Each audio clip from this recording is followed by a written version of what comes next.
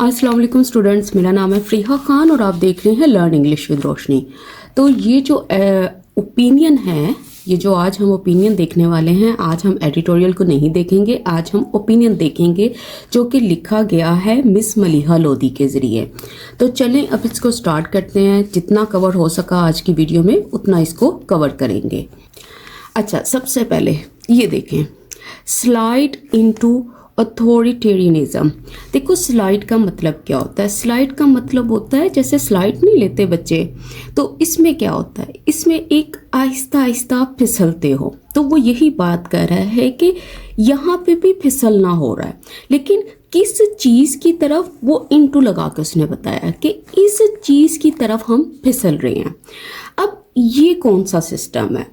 देखो, अथॉरिटेरियनिज्म में क्या होता है, इसका मतलब ये होता है कि जो इख्तियारात हैं वो सिर्फ कुछ लोगों के हाथ में होते हैं और पावर जो होती है वो उन्हीं के आसपास घूमती है। तो जो अवाम हो गई, जो मीडिया हो गया, जो अदलिया हो गई, उनको बहुत ही कम स्पेस मिलती है अपनी आवाज़ उठाने या फैसला करने के लिए। तो अब वो कह रहा है कि हम इस सिस्टम की तरफ फिसल रहे हैं, इसकी तरफ मूव करें। अब आगे देखो, कह रहे द 27th कॉन्स्टिट्यूशनल अमेंडमेंट। कहता है ये वाली जो अमेंडमेंट है, ये वाली जो तब्दीली है, जो 27th कॉन्स्टिट्यूशनल है, कहता इस वो है part of the broader trend, वो इस चीज़ का हिस्सा है। मतलब ये जो बहुत ही वसी ट्रेंड है, रुझान है, ये जो पैटर्न है, ये जो रवैया है, इसका हिस्सा है। और ये जो रुझान है, रवैया है, ये किसकी तरफ है? उसने कहा टूवर्ड्स डेमोक्रेटिक बैकस्लाइडिंग, मतलब इसकी तरफ, ये जो जमहूरियत का नीचे की तरफ जाना है, ये जो इसका डिक्लाइन है, ये जो रिवर्सल है, इसकी तरफ। और फिर लग गया यहाँ पे फुल स्टॉप। देखो, आज का जो ओपिनियन है ना, इसमें असल में इसने बात क्या की है? इन्होंने बात की है, ये जो आर्टिकल है वो ये डिस्कस कर रहा है कि जो पाकिस्तान का डेमोक्रेटिक सिस्टम है ना, वो पिछले कुछ सालों से उसमें तब्दीलियां आ रही हैं। अब ये जो राइटर है वो ये एक्सप्लेन कर रहा है कि जो रीसेंट, जो हाल ही में जो कॉन्स्टिट्यूशनल अमेंडमेंट थी, उसने किस तरह से जुडिशरी की इंडिपेंडेंस को रिड्यूस किया है। और ये जो चीज़ है जिसको रिड्यूस किया है, वो बहुत ही एक अहम पार्ट होता है डेमोक्रेटिक सिस्टम का। मतलब ये जो इंडिपेंडेंस है जुडिशरी की। तो इसके अलावा इसमें वो ये डिस्कस करेगा, इससे पहले 27th कॉन्स्टिट्यूशनल से अमेंडमेंट से पहले जो 26th कॉन्स्टिट्यूशनल अमेंडमेंट थी वो किस तरह से पास हुई थी, उसका वो सारे की सारी सिचुएशन को बयान करेगा। उसके बाद वो ये डिस्कस करेगा कि जो 27th कॉन्स्टिट्यूशनल अमेंडमेंट है उसमें क्या चीज़ें प्रपोज हुई थी। उसमें बताएगा कि ये इन्होंने सजेस्ट किया कि फेडरल कॉन्स्टिट्यूशन कोर्ट को क्रिएट किया जाए ताकि वो कॉन्स्टिट्यूशनल मैटर्स को हैंडल करे। इसके अलावा उन्होंने बताया कि ये जो हाई कोर्ट के जजेस हैं उनको ट्रांसफ़र कर दिया जाएगा। इसके अलावा जो आर्टिकल 243 है उसके अंदर जो तब्दीलियां हैं उसको डिस्कस किया। ये सारी चीज़ों को डिस्कस करने के बाद वो ये बात कर रही हैं कि जो सपोर्टर थे इस अमेंडमेंट के, उनका क्या रिएक्शन था। मतलब उनको किस तरह से लग रहा है कि ये सारा जो सिस्टम है अब इस अमेंडमेंट के बाद ज़्यादा ऑर्गेनाइज्ड हो जाएगा। और जो क्रिटिक्स हैं उनको क्या फील हो रहा है, तो उनके व्यू पॉइंट्स भी इसने यहाँ पे मेंशन किए हैं और क्रिटिक्स के भी, मतलब डिफरेंट जो व्यू पॉइंट्स हैं उन सबको इसने हाईलाइट किया है। तो अब हम क्या करेंगे, अब हम इस अमेंडमेंट को समझेंगे और देखेंगे कि जो मुख्तलिफ एक्सपर्ट्स हैं इसके बारे में क्या सोच रहे हैं। ठीक है, चलें अब इसको स्टार्ट करते हैं। मैं इसको थोड़ा जूम कर लूं।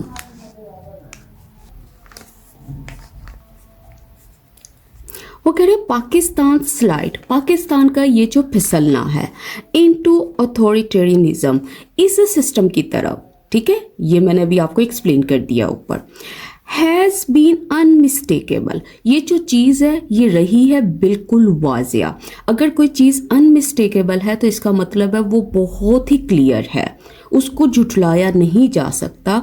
ओवर द पास्ट 3 years, मतलब इसने यहाँ पे मुद्दत की बात की है, इसने यहाँ पे इस पीरियड ऑफ टाइम की बात की है। मतलब ये जो गुज़िश्ता 3 साल हैं तब से ये चीज़ क्लियर रही है, ठीक है, 3 years और मोर, और उसके बाद लग गया फुल स्टॉप। तो देखो इस लाइन में असल में उसने बात क्या की, असल में जो राइटर हैं वो इस चीज़ को क्लियर करना चाह रहे हैं। वो ये कहना चाह रहे हैं कि ये न्यू चीज़ नहीं है, मतलब पिछले कुछ सालों में जो मुल्क है उसमें जो पावर है वो ज़्यादातर चंद हाथों में वो जमा होती हुई नज़र आ रही है, जो इस चीज़ का सिग्नल होती हैं। अब आगे देखो, नाउ अ फ्रेश मूव, कहता अब ये जो एक नया कदम है, नया एक्शन है, विल रीइंफोर्स, ये पक्का कर देगा, ये मजबूत कर देगा किसको, द ट्रेंड, इस रुझान को। ये वही रुझान है जो इसने ऊपर डिस्कस किया। अच्छा, किस चीज़ का, ऑफ डेमोक्रेटिक रिग्रेशन, इस चीज़ का, जमहूरी, आप ये समझ लो इसकी गिरावट का। देखो एक होता है प्रोग्रेशन, एक होता है रिग्रेशन। प्रोग्रेशन का मतलब होता है आप तरक्की कर रहे हो किसी चीज़ की तरफ, आप इम्प्रूवमेंट लेकर आ रहे हो, लेकिन रिग्रेशन का मतलब है आप पीछे की तरफ जा रहे हो, आप डिक्लाइन कर रहे हो, आप बैक स्लाइड कर रहे हो। तो अब देखो इस लाइन में भी उसने वही इस चीज़ की तरफ इशारा किया, और दूसरी लाइन में इस चीज़ को उसने पक्का कर दिया कि जो डेमोक्रेसी है वो पहले से ही वीक हो रही थी, लेकिन इस मूव से ये जो स्टेप है ये और ज़्यादा क्लियर हो गया है। The 27th constitutional amendment tabled, कि ये जो 27th कॉन्स्टिट्यूशनल अमेंडमेंट है इसको टेबल्ड किया गया। टेबल करने का मतलब है इसको पेश किया गया। कहाँ, इन पार्लियामेंट में। विल ऑल्टर, वो तब्दील कर देगा, वो बदल देगा किसको, the countries judicial structure, country के इस जुडिशियल स्ट्रक्चर को, इस अदलिया के निज़ाम को, ये जो अदालती ढांचा है इसको। अच्छा, किस तरह से, विद सिग्निफिकेंट इम्प्लीकेशंस, मतलब बहुत ही अहम नुमाया असरात के साथ। इम्प्लीकेशन किसको बोलते हैं, इम्प्लीकेशंस का मतलब होता है इसके कॉन्सिक्वेंसेस। अच्छा, किसके लिए, फॉर गवर्नेंस के लिए, एंड डेमोक्रेसी, जमहूरियत के लिए।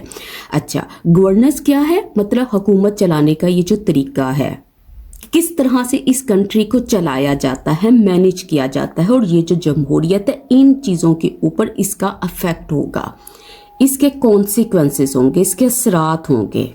और फिर लग गया यहाँ पे फुल स्टॉप। अब आगे देखते हैं। लास्ट ईयर, पिछले साल, व्हेन पार्लियामेंट अडॉप्टेड, कि जब पार्लियामेंट थी उसने अडॉप्ट किया। अडॉप्ट करने का मतलब है उसने मंजूर किया, उसने अप्रूव किया, उसने एक्सेप्ट किया किसको, द 26th कॉन्स्टिट्यूशनल अमेंडमेंट, इसको। इट वॉज डन, कहता इसको किया गया था, in the darkness of night. अच्छा, इसका मतलब क्या, इसका मतलब है बहुत ही सीक्रेटली, रात की तारीखी में, जिसको कहते हैं छुप छुपा के, विदाउट प्रोवाइडिंग, कहता बगैर प्रोवाइड किए, फ्राहम किए, किस चीज़ को, द फाइनल टैक्स, मतलब जो एंड वाला जो फाइनल वर्जन होता है, जो कंप्लीट वर्जन होता है उसको। अच्छा, किसको प्रोवाइड करना था, टू लॉ मेकर्स, ये जो कानून साज हैं इनको।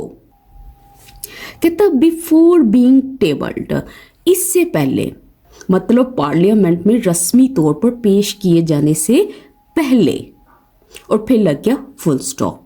तो इन लाइंस में उसने इसी चीज़ की बात की है कि जो 27th अमेंडमेंट है उसको बहुत तेज़ी से, क्विकली, क्वाइटली, ओपन डिस्कशन के बगैर उसको अप्रूव कर लिया गया, उसको पास कर लिया गया। और जो पार्लियामेंट के मेंबर्स थे उनको तो फाइनल वर्जन इस अमेंडमेंट का भी रिसीव नहीं हुआ, मतलब वोटिंग से पहले। तो ये जो जितने भी वोट हुए थे वो उसने कहा कि ये बगैर जाने हुए थे, मतलब वो फुली तौर पर इस फाइनल वर्जन से अवेयर नहीं थे। द एंटायर लेजिस्लेटिव प्रोसेस, कहता ये जितना सारे का सारा कानून साजी का जो अमल है, कहता लैक्ड ट्रांसपेरेंसी, कहता उसमें इस चीज़ की कमी थी, शफाफियत की कमी थी, and was over in hours in parliament, और वो ओवर हो गया, वो ख़त्म हो गया, फिनिश हो गया, एंड हो गया घंटों में, और कहाँ, पार्लियामेंट में। और फिर लग गया full stop. Official Korean to secure, कहता है ये जो ऑफिशियल, ये जो हुकूमती दबाव था टू सिक्योर, हासिल करने के लिए, यकीनी बनाने के लिए, किसको, द रिक्वायर्ड 2/3 वोट, इस वोट को, मतलब ये जो 2/3 वोट हैं जो रिक्वायर्ड होते हैं, जो मस्ट होते हैं, जो नेसेसरी होते हैं। अच्छा, किस चीज़ के लिए, roped the process of legitimacy, कहता है ये वाला जो दबाव था इसने रोप्ड कर दिया, इसने महरूम कर दिया, इसने छीन लिया, किसको, इस प्रोसेस को, इस अमल को, जो किस चीज़ का होता है, जायज़ होने का, वैलिड होने का, राइटफुल होने का, और फिर लग गया फुल स्टॉप। अच्छा, अब ये देख लीजिएगा क्वेश्चन का मतलब क्या होता है, इसका मतलब होता है प्रेशर, दबाव, ज़बरदस्ती, और यहाँ पे सिक्योर करने का मतलब क्या, ऑब्टेन करना, हासिल करना, गेन करना, और लेजिटमेसी का मतलब क्या है, ये जो लॉफुलनेस है, ये जो जायज़ होना है। बट द कंट्रोवर्शियल अमेंडमेंट, कहता लेकिन ये वाली जो अमेंडमेंट है ना, जो कंट्रोवर्शियल है, देखो कंट्रोवर्शियल उस चीज़ को बोलते हैं जिसके ऊपर इख्तलाफ पैदा होता है, जो इख्तलाफ पैदा करने वाली होती है, वो चीज़ कंट्रोवर्शियल होती है। कहता है ये जो कंट्रोवर्शियल अमेंडमेंट थी, इसको पास किया गया, इसको मंजूर किया गया, मेकिंग द जुडिशरी सबसर्विएंट, लेकिन इस तरह से, मतलब जो जुडिशरी है, जो अदलिया है, उसको सबसर्विएंट बनाते हुए, सबसर्विएंट का मतलब क्या होता है, इसको डिपेंडेंट बनाते हुए, वीकर बनाते हुए, किसी के कंट्रोल में देते हुए। अच्छा, किसके, टू द एग्जेक्टिव, इसके, एंड अंडरमाइनिंग, और कमज़ोर करते हुए द रूल ऑफ लॉ, इस चीज़ को, मतलब कानून की ये जो बालादस्ती है इसको, और फिर लग गया फुल स्टॉप। अच्छा देखो, अब ये सेंटेंस ना थोड़ा इम्पोर्टेंट है, इसको ना ज़रा समझो। उसने कहा कि ये जो कंट्रोवर्शियल अमेंडमेंट थी ये तो पास हो गई, ठीक है, चाहे लोग थे वो डिसएग्री थे, कंट्रोवर्शियल थी, लोगों ने इसके ऊपर बातें उठाई, सवाल उठाए, लेकिन इसके बावजूद ये पास हो गई। लेकिन कहता जब ये पास हुई वो इन चीज़ों के साथ हुई, इस चीज़ को, जुडिशरी को ये मेक करते हुए और साथ ही साथ अंडरमाइन करते हुए इसको। अच्छा, अब इनका मतलब क्या, इसका मतलब है कि जो जुडिशरी है अब क्या हो गया, वो लेस इंडिपेंडेंट हो गई है और ज़्यादा कंट्रोल उसका किसके हाथ में चला गया है, उसने का एग्जेक्टिव के हाथ में चला गया, ठीक है। और जो दूसरी साइड है उसने ये कहा कि ये जो चीज़ थी जब ये मंजूर हुई, इसके साथ साथ ये कमज़ोर करी थी रूल ऑफ लॉ को। मतलब रूल ऑफ लॉ क्या है कि जो लॉज हैं वो सब पे फेयरली अप्लाई होते हैं, जो डिसीजंस होंगे, जो फैसले होंगे वो इंडिपेंडेंटली होंगे, सब कानून के सामने इक्वल होंगे। मतलब ये जो चीज़ है ये पावर के गलत इस्तेमाल को रोकती है। अब जल्दी से इसकी वो कैप चेक करो। देखो कंट्रोवर्शियल क्या होता है ये मैंने आपको बता दिया है, और ये जो चीज़ है ये एक्शन इसके साथ ही हो रहा है। अब ये जो मेकिंग का काम है और ये जो अंडरमाइनिंग का काम है, ये कर कौन रहा है, ये कर यही वाली अमेंडमेंट रही है, ठीक है। यहाँ पे बच्चों को कन्फ्यूजन होती है। सबसर्विएंट का मतलब क्या होता है, ये किसी चीज़ को सबऑर्डिनेट बनाना, किसी चीज़ को नीचे वाला दर्जा देना, उसको कंट्रोल करना, उसको किसी के ऊपर डिपेंडेंट करना, और अंडरमाइन करना मतलब कमज़ोर करना। और रूल ऑफ लॉ ये जो कानून की बालादस्ती है, इक्वल जस्टिस है, बराबरी का जो इंसाफ है।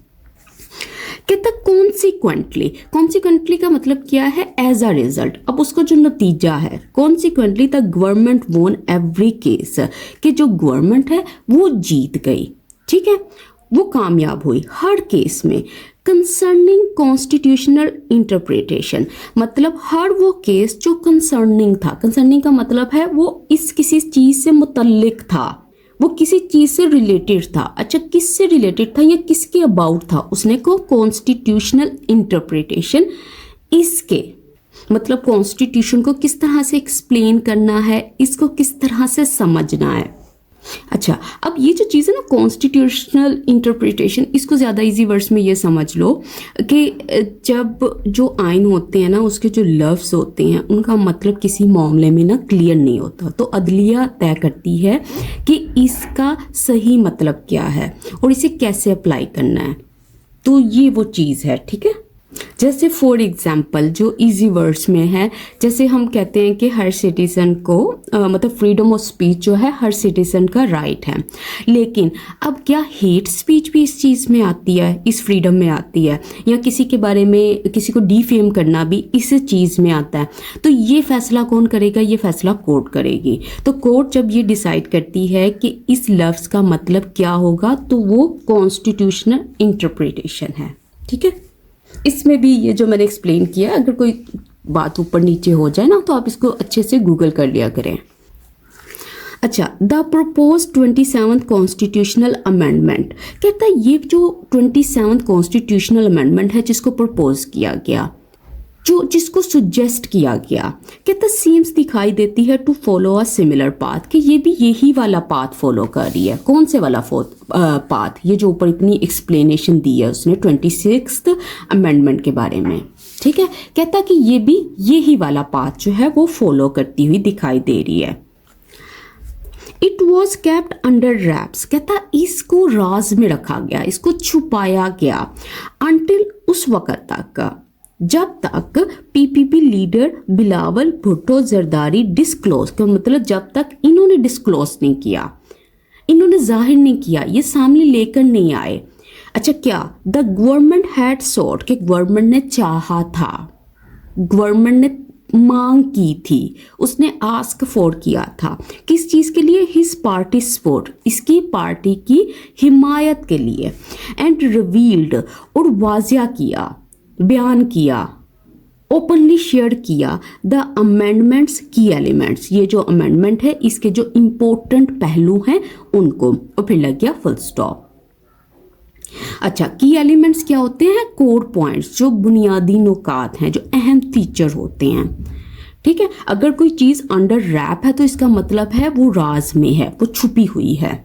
कहता दिस सेट ऑफ, ये जो चीज़ है ना, ये जो ऊपर उसने बताया है कि ये जो डिस्कस करना है, कहता इसने सेट ऑफ कर दिया, इसने शुरू कर दिया, इसने ट्रिगर कर दिया पब्लिक फ्यूरोरी, पब्लिक के गुस्से को। अच्छा, इसकी भी 2 प्रोनाउंसिएशन होती हैं, फ्यूरोरी और एक और भी है, आप देख लीजिएगा। ठीक है, विद कॉन्स्टिट्यूशनल लॉयर्स, इनके साथ, मतलब ये जो कॉन्स्टिट्यूशनल लॉ के जो एक्सपर्ट्स हैं, ठीक है, जो इसके माहिर हैं, calling this state capture of the judiciary, calling इसको कहते हुए, नाम देते हुए, किस चीज़ का? State capture of the judiciary, मतलब अदलिया पर रियासती कब्जा।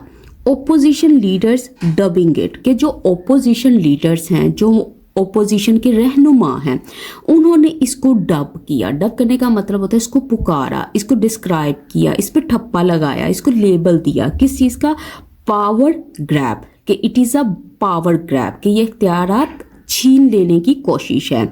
डायरेक्टेड बाय द इस्टेब्लिशमेंट, मतलब किसकी रहनुमाई में? किसकी रहनुमाई में? उसने कहा इस्टेब्लिशमेंट की रहनुमाई में, उनके इशारों पर। एंड अदर्स डीमिंग इट, और जो दूसरे हैं वो इसको डीम कर रहे हैं। डीम करने का मतलब होता है इसको कंसीडर कर रहे हैं, इसको करार दे रहे हैं, क्या? एज थ्रेट टू डेमोक्रेसी, कि ये जो चीज़ है ये जमहूरियत के लिए खतरा है। And assault on the notion, और हमला है किसके ऊपर? इस तस्वुर के ऊपर। वो तस्वुर किस चीज़ का है? ओ सेपरेटिंग जस्टिस फ्रॉम पॉलिटिक्स, मतलब अदालत को सियासत से अलग रखने का ये जो बुनियादी असूल हैं उस पर असोल्ट है, उस पर हमला है, और फिर लग गया फुल स्टॉप। तो देखो ये इसने सब के बारे में बता दिया कि वो इस चीज़ को किस तरह से देख रहे थे। किसी ने इसको इस तरीके से लेबल किया, किसी ने इसको इस तरीके से समझा। As presented in the senate, कहता जैसे कि पेश किया गया था सेनेट में, the 27th amendment consist of the following code elements, के जो 27th अमेंडमेंट है वो कंसिस्ट ऑफ करती है, वो शामिल करती है फॉलोइंग कोड एलिमेंट्स। फॉलोइंग मतलब ये जो नीचे दिखाए गए हैं, ये वाले जो बुनियादी एलिमेंट्स हैं, अहम नुकात हैं, इनको। अच्छा, अब कौन कौन से हैं? अब ये देखो, establishment of a federal constitutional court, मतलब इसकी इस्टेब्लिशमेंट, इसको तश्कील देना, ट्रांसफ़र ऑफ हाई कोर्ट जजेस, इनका ट्रांसफ़र, हाई कोर्ट के जो जजेस हैं इनका तबादला बिटवीन कोर्ट्स के दरमियान में, एंड चेंजेस टू आर्टिकल 243, और ये जो आर्टिकल 243 है इसके अंदर जो तब्दीलियां हैं। अच्छा, आर्टिकल 243 के बारे में इसने लगाई है ये सारी की सारी क्लॉज, विच कंसर्न्स, कहता है जिसका ताल्लुक है, जो डील विद करती है किसके साथ, the control and command of the armed forces, मतलब जो कि इनको कंट्रोल करती है और इस कमांड को, और वो किन के हैं, इनके हैं, ठीक है, और फिर लग गया फुल स्टॉप। तो अगर वैसे देखो ना ये चीज़ कंट्रोल एंड कमांड, इसका मतलब क्या होता है, इसका मतलब होता है ये जो इनकी डायरेक्शन है, लीडरशिप है, जो सारी इनसे रिलेटेड है ना, इसमें जो तब्दीलियां हैं इसको डिस्कस करती है। असल में देखो इन चीज़ों में असल में और क्या बात है, अगर इसको ज़्यादा इजी वर्ड्स में बताऊँ ना तो 3 चेंजेस हैं। एक उन्होंने कहा है कि फेडरल कॉन्स्टिट्यूशन कोड है उसको क्रिएट करना है, मतलब जो स्पेशल कोर्ट होगी वो डिसाइड करेगी बड़े बड़े कॉन्स्टिट्यूशनल केसेस को। और दूसरा ये जो इसने हाई कोर्ट जजेस की बात की है, तो इसका मतलब है कि हाई कोर्ट जजेस को ट्रांसफ़र किया जाएगा प्रोविंसेस के दरमियान में, मतलब जजेस जो हैं उनको मूव किया जा सकता है एक हाई कोर्ट से दूसरी में, ठीक है। और जो तीसरी है वो 243 जो आर्टिकल है उसके अंदर जो तब्दीलियां हैं और जो किससे रिलेटेड है, जो इनसे रिलेटेड है, इसके बारे में इसने तफसीलात बयान की हैं। मतलब ये जो लीडरशिप है आर्म्ड फोर्सेस में, इसको किस तरह से ऑर्गेनाइज करना है, इसको किस तरह से मैनेज करना है, ये सारी चीज़ें इस पर आ जाती हैं।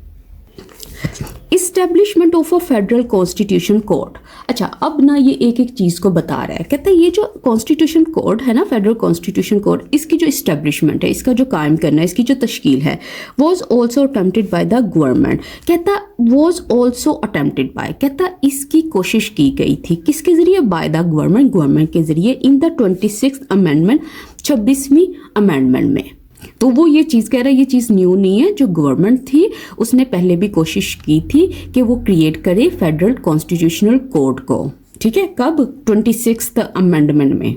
कहता लेकिन but due to fierce opposition, लेकिन कहता ये जो सख्त ओपोजिशन थी, जो मुखालफत थी, एतराज़ था, उसकी वजह से कहता कॉन्स्टिट्यूशनल बेंचेस वर इंस्टेड सेटअप। लेकिन कहता क्या हुआ कि जो कॉन्स्टिट्यूशनल बेंचेस थे ना, वर इंस्टेड सेटअप, मतलब उसकी बजाय इसको कायम किया गया इन द सुप्रीम कोर्ट में एंड हाई कोर्ट्स, और यहाँ पे, ठीक है, मतलब वहाँ पे पहले जो उन्होंने सजेस्ट किया था उससे उनको बहुत ज़्यादा वो जो थी मतलब ऑपोजिशन का सामना करना पड़ा। दैट टू वॉज क्रिटिसाइज, कहता लेकिन ये भी जो चीज़ थी ना, ये जो इनको बनाना था, ये जो इसने ऊपर मेंशन किया है कॉन्स्टिट्यूशनल बेंचेस का, कहता दैट टू वॉज क्रिटिसाइज, कहता इसकी भी तनकीद की गई। कहता ये जो बेंचेस हैं, मतलब ये जो जजेस हैं, इनका जो पैनल है, इसकी जो तश्कील है, कहता इन्फ्लुएंस्ड बाय द एग्जेक्टिव, कहता ये भी इस चीज़ से इन्फ्लुएंस होती थी, एग्जेक्टिव के असर में आती थी, इससे अफेक्टेड थी। कहता एम्पावर्ड द गवर्नमेंट, कहता गवर्नमेंट को एम्पावर करती थी, मजबूत बनाती थी, उसको इख्तियारात देती थी, किस चीज़ के लिए, टू चूज, कि वो चुने, इंतखाब करे, विच जजेस कुड हियर, कि कौन सा जज जो है वो सुनेगा, कौन सा जज है वो जो फैसला करेगा, किसका, कॉन्स्टिट्यूशनल केसेस का, ऑफ कंसर्न, मतलब जो भी इम्पोर्टेंट और क्रिटिकल मैटर्स हैं उनको। और फिर लग गया यहाँ पे फुल स्टॉप। तो ये उसने रीज़न बताया है कि ये जब उन्होंने इस चीज़ की बात की थी ना, पहले जब फेडरल कॉन्स्टिट्यूशनल कोर्ट को बनाने का सोचा था, तो तब जो थी तब भी मुखालफत आई थी, तब भी ओपोजिशन खड़ी हुई थी, तो उसके बजाय उन्होंने ये वाला काम किया, ठीक है, ये कॉन्स्टिट्यूशनल बेंचेस जो थे इसको सेटअप किया। लेकिन इसको जब सेटअप किया तो उसके ऊपर जो एतराज़ात थे वो भी उसने उसकी तफसील बता दी कि क्यों थे। It all but took away, कहता ये ऑल बट, मतलब उसने कहा कि तकरीबन, लगभग, टुक अवे, कहता इसने छीन लिया, दैट जुरिस्डिक्शन, मतलब ये जो वो जो इख्तियारात होते हैं, जो अदालती इख्तियारात हैं, फ्रॉम रेगुलर बेंचेस, मतलब जो मामूल के जो नॉर्मल जजेस हैं, जो नॉर्मल जज पैनल्स हैं, उनसे, मतलब जो आम केसेस को सुनते हैं उससे भी इस चीज़ को उन्होंने छीन लिया। अच्छा, एक चीज़ थी यहाँ पे, ये जो लिखा हुआ था ना कॉन्स्टिट्यूशनल केसेस ऑफ कंसर्न, इसका मतलब क्या होता है? इसका मतलब है इम्पोर्टेंट केसेस जो कॉन्स्टिट्यूशन से रिलेटेड हैं, ठीक है। ये जो सेंसिटिव केसेस हैं उसकी बात की थी उसने। तो इसमें उसने कहा है ना कि ये जो अहम जो आईनी केसेस हैं, जो सुनने का इख्तियार जो है वो आम बेंचेस से ले लिया गया और स्पेशल आईनी बेंचेस के पास चला गया। इसमें इसने ये बात की है।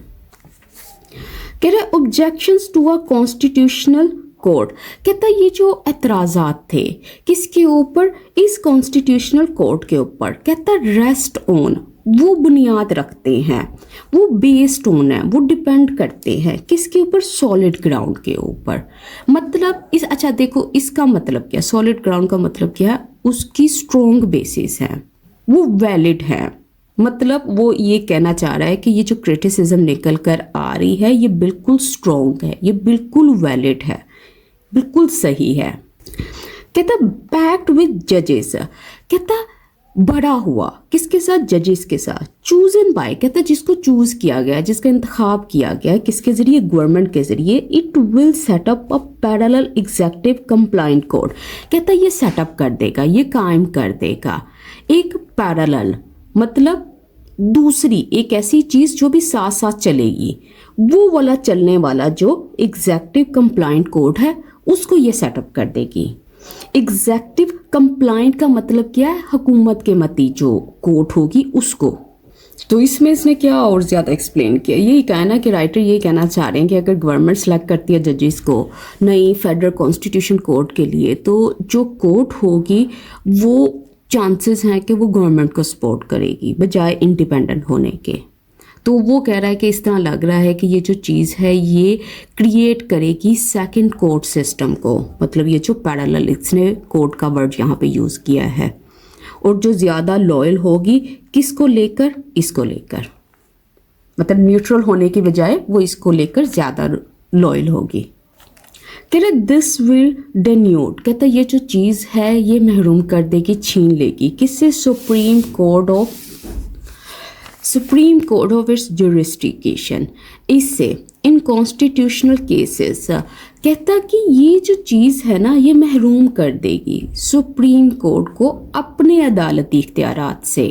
इन कॉन्स्टिट्यूशनल केसेस मतलब ये जो दूसरे ऐसे केसेस हैं, एंड दोज, और कहता वो वाले, कहता रिलेटिंग टू फंडामेंटल राइट्स, कहता जिनका ताल्लुक इनसे है, बुनियादी हकूक से है। अच्छा, अब ये सेंटेंस ना काफ़ी स्ट्रॉन्ग सेंटेंस है। असल में इसने इसमें बात किया है कि जो फिर न्यू फेडरल कॉन्स्टिट्यूशन कोर्ट होगी ना तो वो फिर बड़े बड़े कॉन्स्टिट्यूशनल केसेस को हैंडल करेगी। तो फिर जो सुप्रीम कोर्ट है जो उसकी मतलब उसकी जो वो ज़्यादा हाईएस्ट अथॉरिटी पे नहीं रहेगी जब ये वाले केसेस आएंगे और ये वाली चीज़ें आएंगे, मतलब कॉन्स्टिट्यूशनल मैटर्स होंगे या वो वाले केसेस होंगे जिसमें ये चीज़ें इन्वॉल्व हैं, तो इसमें इसका रोल जो है ना थोड़ा वीक हो जाएगा। तो ये बता रही हैं। कहता मीनवाइल, इसी दौरान द प्रपोजल, ये जो प्रपोजल है, ये जो पेशशुदा तजवीज़ है, ये जो सुजेशन थी टू ट्रांसफ़र कर देना, तबादला कर देना हाई कोर्ट जजेस का बिटवीन कोर्ट्स के दरमियान, अदालतों के दरमियान, विदाउट देयर कॉन्सेंट, उनकी रजामंदी के बगैर। विल मीन, कहता इसका मतलब होगा the adjective will be able, कि ये जो एग्जेक्टिव है, जो इंतज़ामिया है, वो इस काबिल होगी टू साइडलाइन इंडिपेंडेंट जजेस, कि वो साइडलाइन कर दे, वो किनारे पे लगा दे इंडिपेंडेंट जजेस को, मतलब उन जजेस को जो किसी के इन्फ्लुएंस में नहीं आते, जो आज़ाद सोच रखते हैं। थ्रू किसके ज़रिए? इट्स इन्फ्लुएंस, अपने इन्फ्लुएंस के ज़रिए, अपने असर व रसूख के ज़रिए, ऑन द जुडिशियल कमीशन, मतलब इसके ऊपर, एम्पावर टू डू दिस, जिसको कहता एम्पावर किया गया है ऐसा करने के लिए, जिसको ये इख्तियार दिया गया है, और फिर लग गया फुल स्टॉप। अब देखो इसने यही बताया है ना कि अगर पावर उनके पास होगी, उसके पास ये इख्तियार होगा कि वो इनको ट्रांसफ़र कर सकते हैं, तो फिर ये चीज़ होगी, ये इसने मेंशन किया। तो चलें अब इस ओपिनियन को अब यहीं पे एंड करते हैं, ठीक है। आपको तकरीबन समझ आ गई होगी कि अब इस ओपिनियन में क्या बात हो रही है सारे के सारे ओपिनियन में। तो इसके साथ ही मुझे इजाज़त दें। इस वीडियो को लाइक कीजिएगा, चैनल को सब्सक्राइब कीजिएगा और कमेंट सेक्शन में अपना फीडबैक देना ना भूलिएगा। इसके साथ ही मुझे इजाज़त दें। अल्लाह हाफिज़।